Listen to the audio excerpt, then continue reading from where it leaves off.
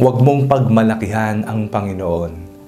Ako po si Father Fiel Pareha at ito po ang ating segment, ang Daily Devotion, na kung saan tayo po ay magdarasal, magbabasa at magdidilay kasama ng salita ng Diyos sa buong taon.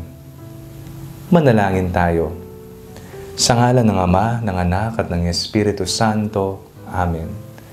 Halina, banal na Espiritu, liwanagan mo ang aming puso at isip, nang maunawaan at maisabuhay namin ang iyong salita.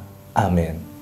Our Bible passage for today is from the Gospel of St. Luke chapter 1, verses 34 to 38, and I read it for you. Mary said to the angel, "How can this be, since I am a virgin?" The angel said to her, "The Holy Spirit will come upon you, and the power of the Most High will overshadow you. Therefore, the child to be born will be holy.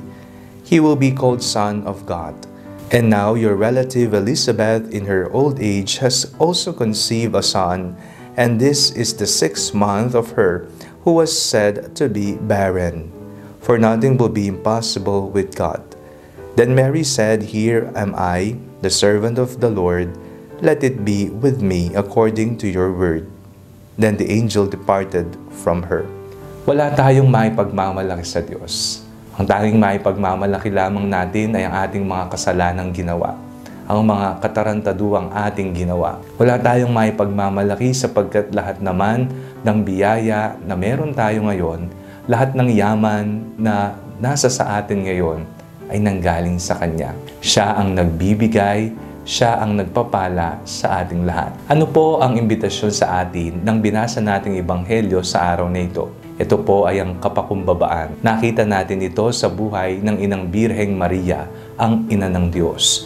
Noong dalawin siya ng Anghel Gabriel, sinabi ni Maria, "Ako'y alipin ng Panginoon, mangyari nawa ayon sa winika mo." Kababaang loob ang kailangan nating ipamalas sa harapan ng Diyos o maging sa ibang tao.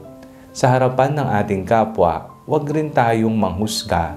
Sa harapan nila, huwag tayong maging pabaya at abusado. Minsan lamang tayo mabuhay dito sa mundo.